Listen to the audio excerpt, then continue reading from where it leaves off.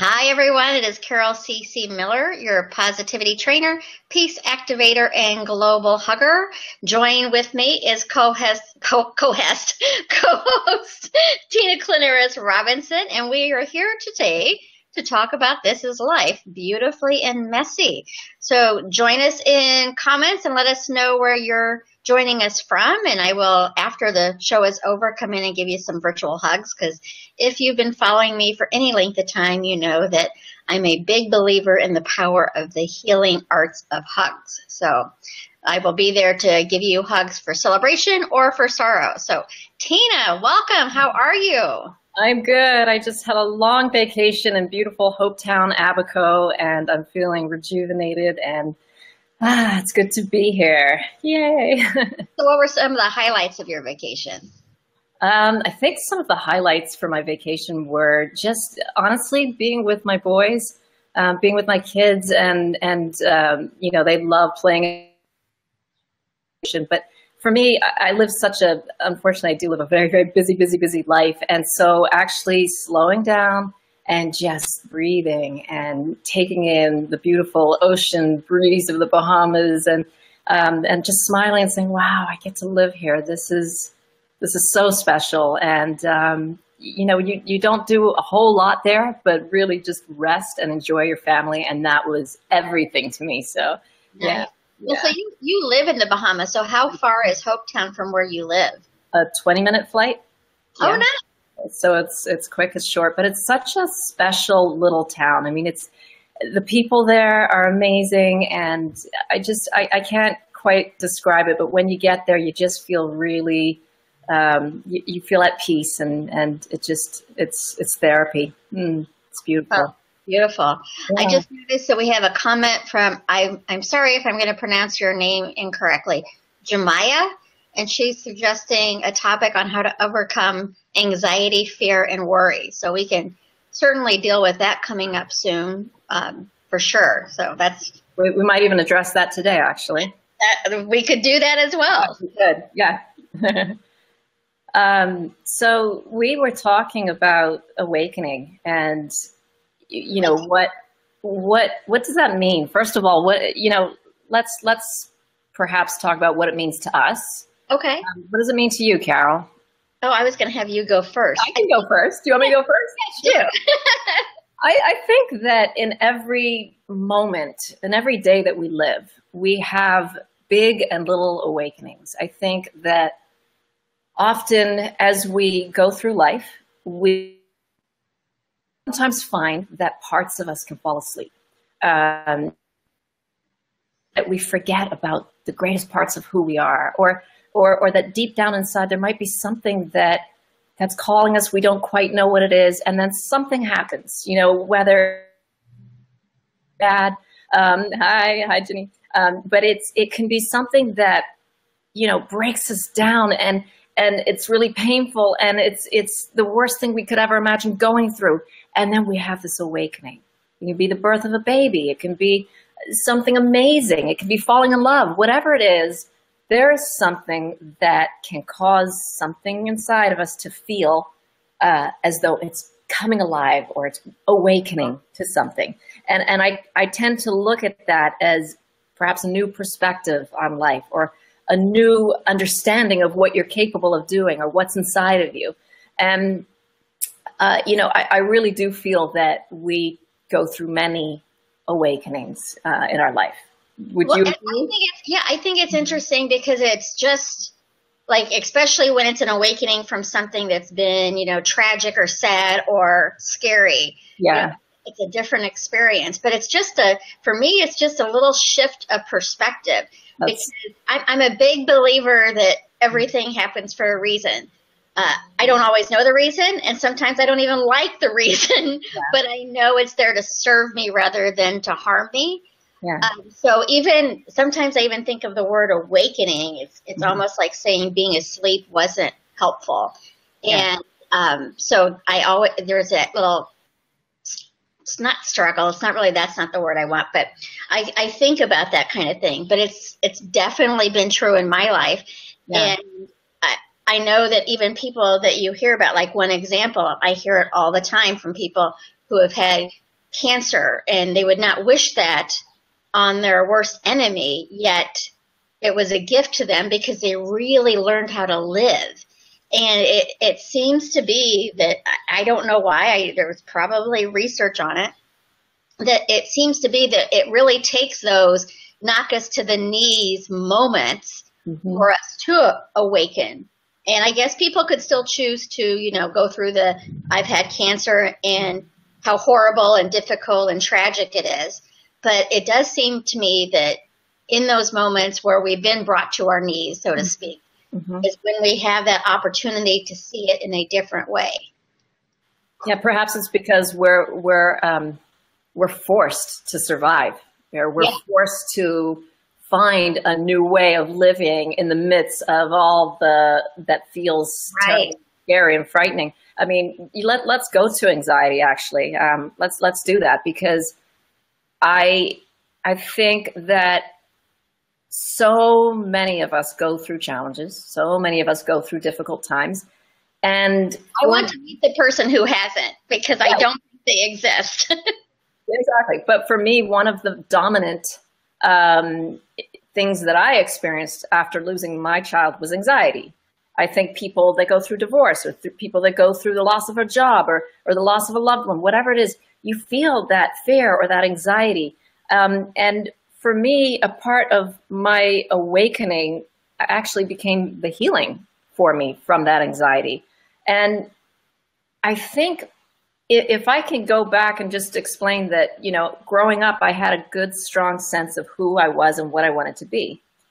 And perhaps losing a bit of myself came in my later teen years when I fell in love with my husband, and it's to no fault of his, but I just idolized him and I thought he was everything. He was a basketball player, and, you know, I left university and I followed him and followed his career. And what that essentially did was, it, you know, the greatest parts of who I was started.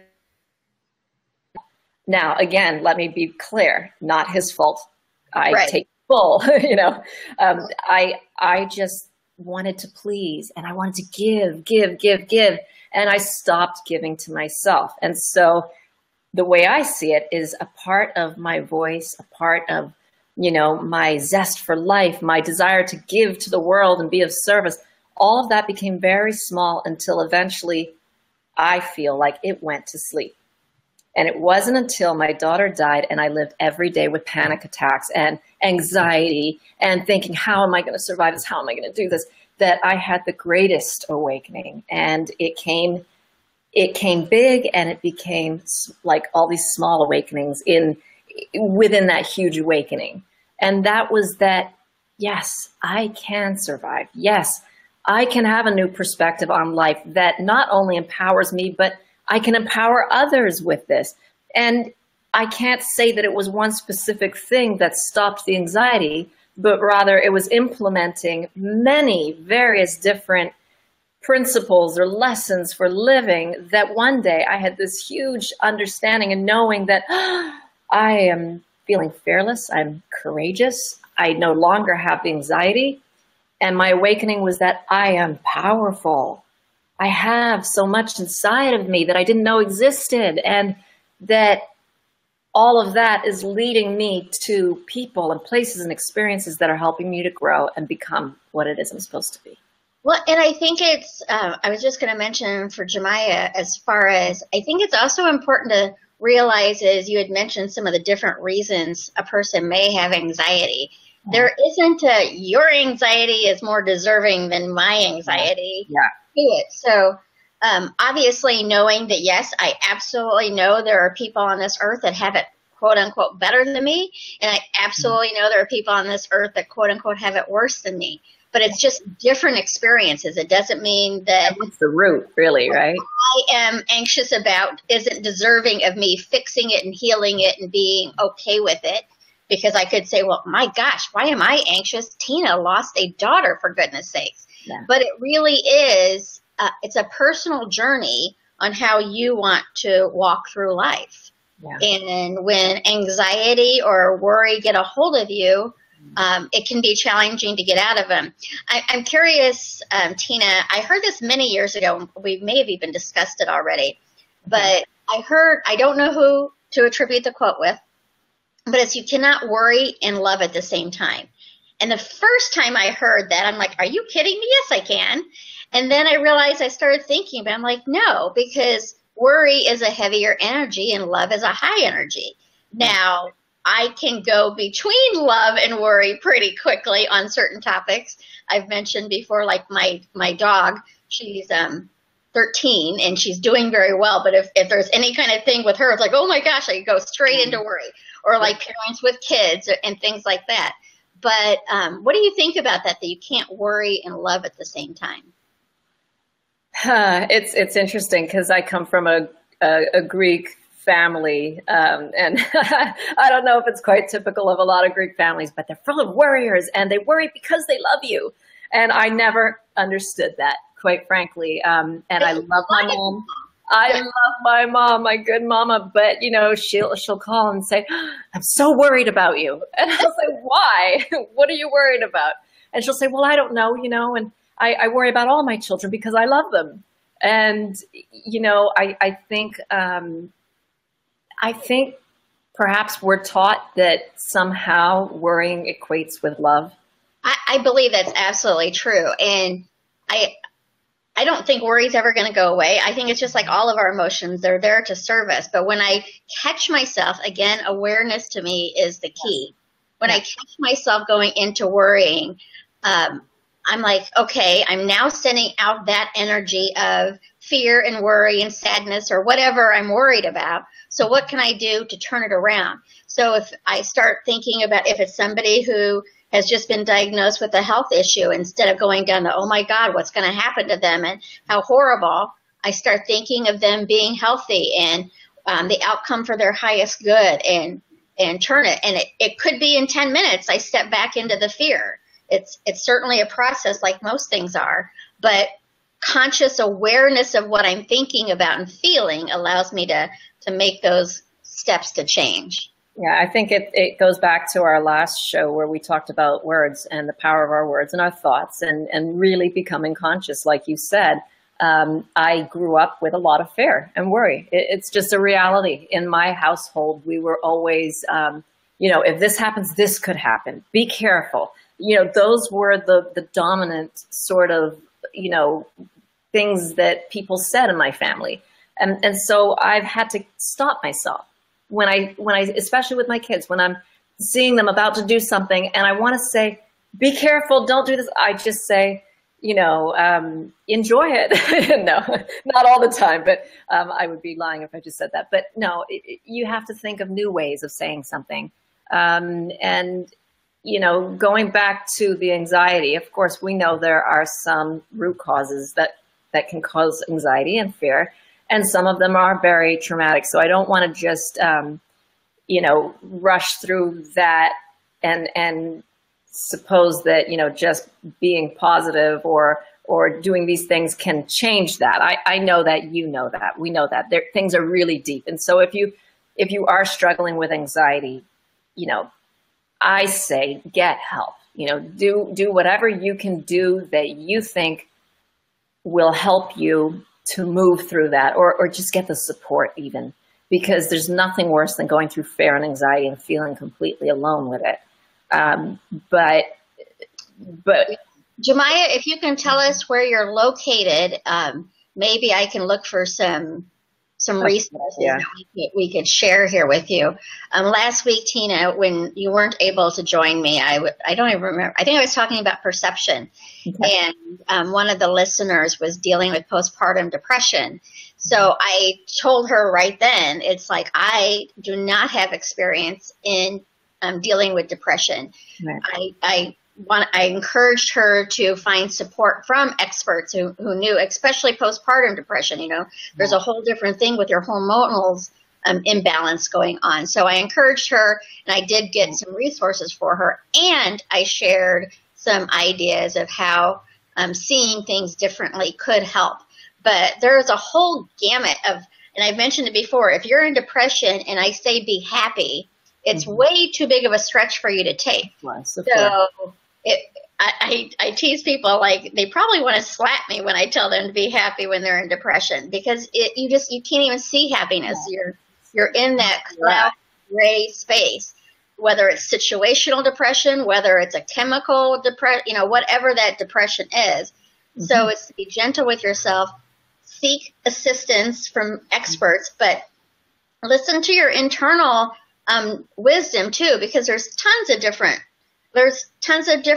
coaches, there's tons of different people who teach positivity. So you need to figure out who resonates with you and who is there that's going to support your individual story, because none of us are exactly alike. So you want to find somebody who's going to really share your experience and be able to support you through it. Yeah. And Carol, let me just also add that, it's not an overnight fix. Like you said, if you're here, it's very hard to feel this, yeah. I mean, after my daughter died, it's been 11 years now. But I could say without a doubt, at least the first 5 years, I suffered with tremendous anxiety. I had panic attacks. And there were those, triggers that, it could be an ambulance passing. It could be a smell. It could be one word that someone says, and it would take me to that place, and I'd feel my heart starting to pound. In fact, I remember my sister, her son, Lucas, was doing survival swimming, and she says, "Oh, come and see him. You have to come and see him." And I said, "Oh, I can't wait." So I came, and in the pool he was. I'm fine. I'm not thinking of anything bad. I'm just, And so this beautiful child is lying on his back, and he's just floating. And I don't know what it was, but it hit me, and my heart started to pound. And I think it was seeing him like that, the visual of him made me think of my daughter as she died. And I started to hyperventilate. I couldn't control it. There was nothing that I could do to stop it. That was a good maybe 5 years later. So it takes to say that in my case, I don't think I went head on to someone for the anxiety. I don't think that I was trying specifically to eliminate the anxiety.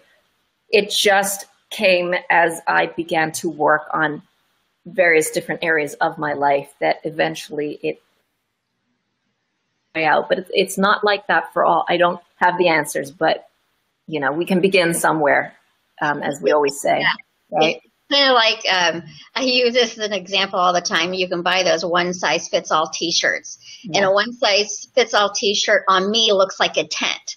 So it may, quote unquote, fit me, but it doesn't really work. So there really isn't a one-size-fits-all in anything that we go through. So let me ask you this, Carol. If we were going to look at awakening, what for you has your greatest awakening? Like, what was that aha moment, or that moment where you realized you could not go back to who you were, that today your perception just completely changed, and you felt that something inside of you coming alive? Have you ever experienced something? Yeah. And it was interesting because I was going to bring that up. For me, like, I haven't had that major trauma of losing a child or something. I mean, trust me, I've had many experiences that I would not want to relive, but I haven't had a major traumatic, physical, that type of a trauma. So what I think of for me personally is a couple of, they were very impactful for me. And the one that really comes to mind is years ago, after I'd been I was out of college for 12 years because I worked for this company for 12 years. And for I worked my way up and I was in management. And for several years, I was not happy in the company. I liked my particular, my employees, and I liked what I personally did. But if you would have asked me, if you would have called and say, "Hey, how do you like your job?" I would have said, "It sucks. I don't like it." I might send out a resume here or there, but I did not do anything about it. I stayed in that comfortable, uncomfortable zone.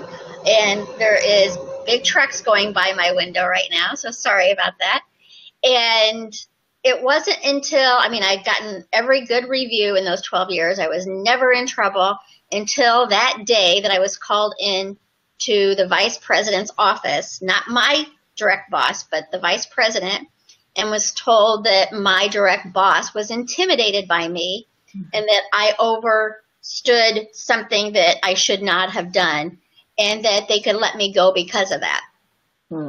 I was totally despondent in that moment. I'm crying in there like, Carol was a good girl. Carol followed the rules. Carol may not have liked her direct boss, but if there was a rule, she followed it, kind of thing. So I was shocked about it at first.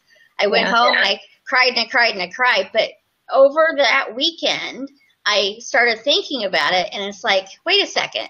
I've worked here 12 years.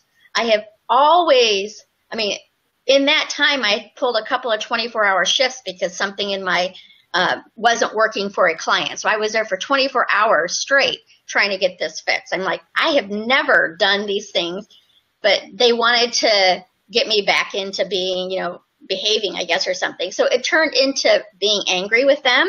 And then it turned into, like, first it was, poor me, how dare they? And then it's like, then it was, how dare they? And then it became a blessing because I never would have left. Well, I shouldn't say that. I don't know. Today, I could still possibly be there had that experience not happened. So from Friday, from them saying that over till when I showed back up Monday and they wanted to meet with me, I was a totally different person. I was confident. I'm like, okay, if you need me to apologize to my director, I will. I don't believe I have a reason to, but I will. Maybe you should ask why your director didn't call me in and needed you to do this instead. And then within 2 months, I had a new job. And so I would not want to relive that feeling again, but it did spur me on to something else. And from that job is where I started Positive Focus. I mean, who knows, had they not called me into the office that day, where I would be. Would I be doing Global Free Hugs for, 9 years now? I don't know, but it was certainly an awakening for me for trusting myself. I think that, sorry, are you hearing my voice? It cuts out a little bit, but usually I can hear it. Okay, because I'm hearing myself being repeated. It's like an echo? Oh, I can't hear echo. Okay. I will try not to let it distract me. I always say that my daughter came and left this life with great purpose. And to me, that purpose was that she came to wake me up. I had fallen asleep. I spent my 20s believing that I had missed my calling. I spent my 20s, my life would always be lived at this level here because I couldn't fly. I couldn't live my dreams. That was for other people. That wasn't for me. I had, I had a child that I had to take care of. I had, a family. I couldn't travel. I told myself a lie. I told myself that I could never do what it was I dreamed of doing. And therefore, most of what I wanted and my dreams and my imagination became small, and it became smaller and smaller and smaller until it didn't feel like it existed anymore inside of me. And so I think for me, feeling that deep, deep pain, feeling the trauma of it, feeling all that goes with loss, you got to go deep. You got to go real, real deep because it's the only way you survive. And going deep helped me to uncover those parts of me. And I remembered, I do have a dream. I love helping people. I want to make a difference in this world. And then it was this big realization one day when I was in Rwanda and I was at a genocide prison where there's, and I didn't really even know how. After 2 days, I ended up at this prison with someone who had taken me there, and suddenly I was standing on, this wooden block, sharing my story with 4,000 genocide killers. And I won't go into all of it, but also to say that there are experiences in our lives that and make us go deep. In that day, I realized I have a voice. For over 10 years, I had become so small voice, and I believed that my voice didn't matter, and I believed that, you know, that I never had anything important to say. And yet, on that day, I like to believe that perhaps I made some small difference. Maybe I inspired. Maybe I changed someone's perception. And the day that I stood there trembling, but speaking and sharing my story with these men, that's when I had an awakening that it's so important that I use my voice for good, that I, you know, move through the fair, even if it terrifies me and I have to stand on a stage with tears falling and hands trembling and shaking. I have. And now I can say that 11 years later, I no longer carry that fear. It was perhaps, you know, losing my daughter and the events that followed that had, you know, all led me to this place that I'm at now, you know, but that's where I had awakenings along the way.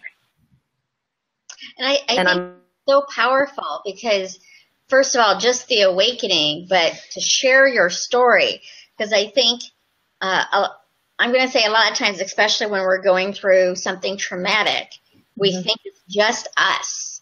And each of us, our stories are a little bit different, but there really isn't a new trauma out there that somebody hasn't experienced.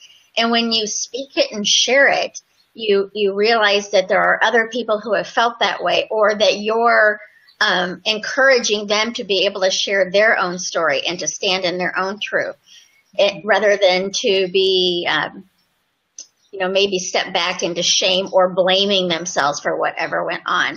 Like you've shared your story of where you did blame yourself. And like you know, we've all blamed ourselves for different things where our harshest critic is us.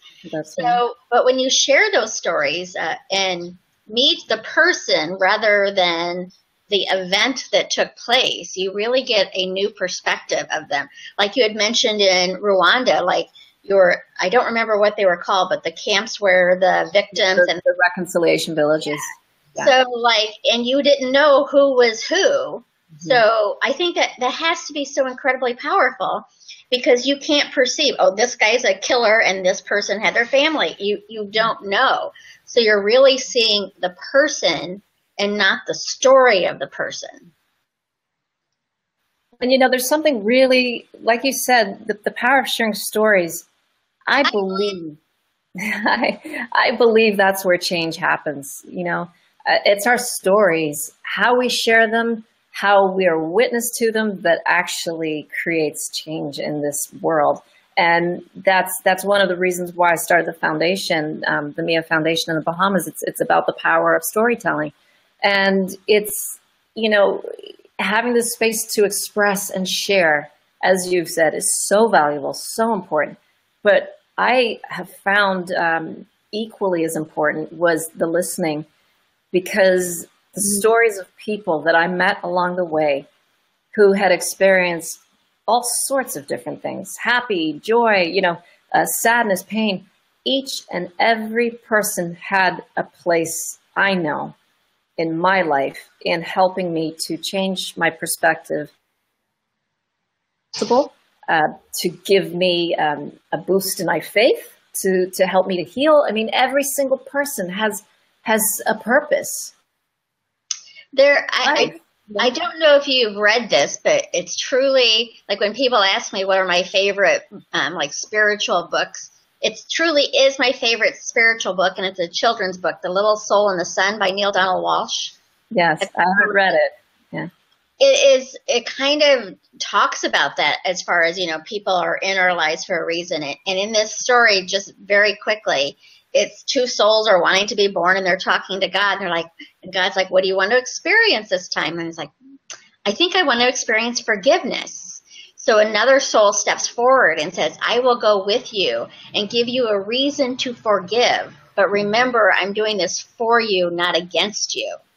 Right. Like, oh man. So when I think about Found and people rich in my that own is. life that, and there's, I mean, sometimes I don't want to forgive. Like I forgive at a certain level, but to truly let it completely go, there's some people that it was harder for me to let go of that because I wanted to be right.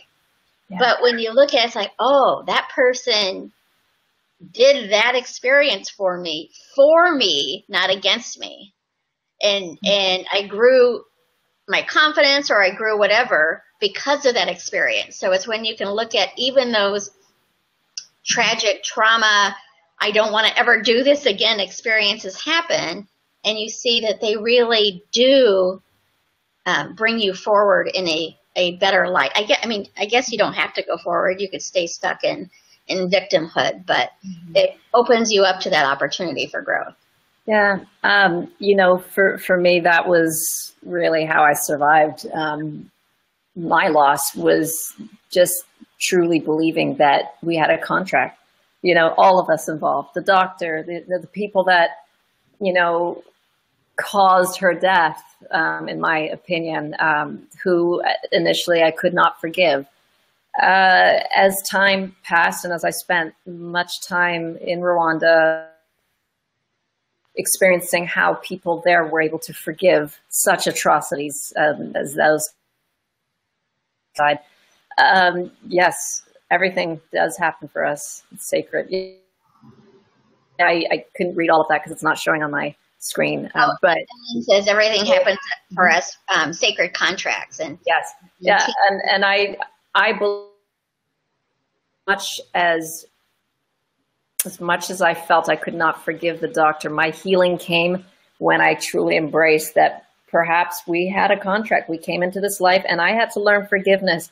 And then I had to learn how to forgive myself. And all the people involved had their perfect place in my life to lead me to the most perfect lessons that I was supposed to learn for this life. Yeah. And so it is. Here we are. And I think for the forgiveness aspect of it, like holding on to that story of somebody's done you wrong, if you really step back and feel it, it does not feel good. Yeah. So letting go of the doctor and, letting go of her blaming you, or for me, the people who have done me wrong. I could hold on to that and say they did me wrong, I've let them go, but it's really letting go of that story, because every time you think about it, if you're still holding it on, it doesn't feel good to feel those thoughts. Yeah. But knowing how to let them go is the challenge. Yeah. That's the big challenge. So what are some tips that we could give the people listening to us right now on if they're going through some type of awakening, or I don't see her name anymore, but the one who was asking about anxiety? Yeah. I would say be open to the process of what may be happening. Consider that, especially while going through the most difficult times in your life, that you are being taught something powerful.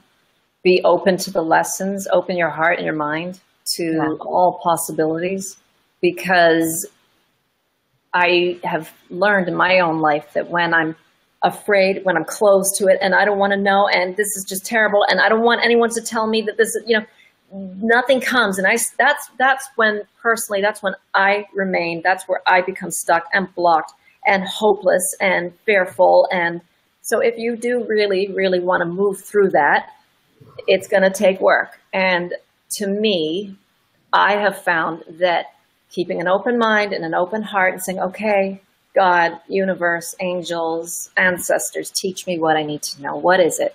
What is it that I need to get from this? I expect an answer, and I'm open to the ways in which I will receive that answer. Yeah. And just know that in time, after every storm,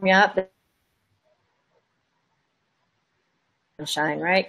It's a painful experience. If you can leave that heart open, please try not to close that heart, because when you close that heart, it's so hard. Life it drags you down. You become lonely and sad, and it's not good for you. So open that heart. Be open to different people and how they might change your life with their stories of how they have overcome or survived, or, listen to stories. That for me is the most powerful thing that any of us can do, because when we connect to life, like the stories of people and of animals and the trees and life around us, because all of it has something profound and powerful and beautiful to teach us.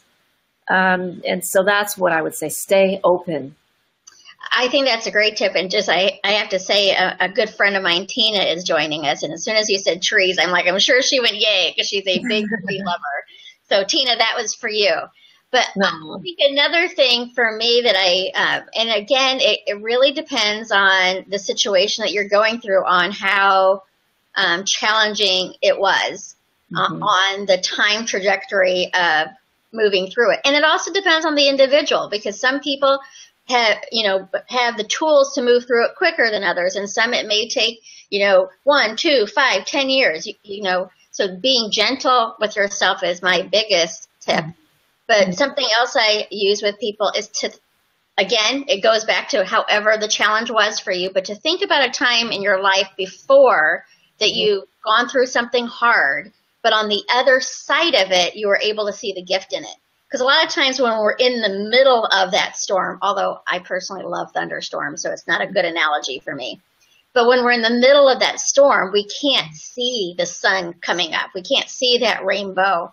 But if you think about past experiences where, oh, that really did not feel good in that moment, but boy, did I learn a lot, or now I have this new group of friends or whatever because of that experience. So, go back and look at examples in your own life. I assume most of us have had that story before that we did not want to go through, but on the other side of it, we figured out why we had to go through it. And, use that to get you through this one, to know that hope does, not only is hope on the other side of what you're going through, hope is right there with you as you go through it.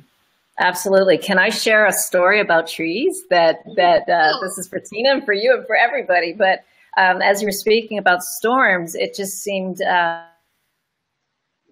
most perfect for me to share this, because I'm from the Bahamas. We experience hurricanes. And when you experience the hurricanes and you're looking out the window, because oftentimes we have storm-proof windows, and so we don't have to put the shutters on and everything. But this last hurricane that we had, I was noticing how the tree in the storm. And we've always noticed that the coconut trees, they bend, they move with the wind, and they blow in the direction of the wind. And oftentimes those trees, although bruised and battered, and at the end of the storm, they look like they've been through a hurricane, because they have been, It's interesting to see that they survive, yeah? But it's the trees that are rigid, and they don't tend to move as well as the coconut trees. Those are the ones that are toppled over. Those are the ones that are usually uprooted. And even when we've seen, beautiful trees that break, what I always notice is that oftentimes you cannot always fix that tree and it'll be exactly as it was. What we do sometimes when we can save a tree, we'll lift it up with some rope, or sometimes we'll cut it down, put it back, and you see new green shoots coming up. And so as it is with storms in our life, sometimes we're broken, but some from that, and if we're going through a storm, if we can learn how to bend and move with the storm and not resist it, but move with the wind, and again, we can find that when it's all said and done, we're battered and bruised, but eventually the sun comes out again and we feel that life and we continue to grow. Well, I think that's the perfect analogy, because not only when you mentioned that it doesn't go back to what it was, I'm not who I was yesterday. Now, the changes in me are so minute that you nor I notice it, but every experience we go through is changing us a little bit. So that storm that we went through, and hopefully that we bent along with it and wrote it out rather than fought it, we are a different person from that storm. And hopefully if we took care of ourselves and were gentle with ourselves, we came out of it better, even with our bruises and our hurt egos and all of that thing. But to try to be who you were is immediately putting you at a disadvantage, because we're just not who we were.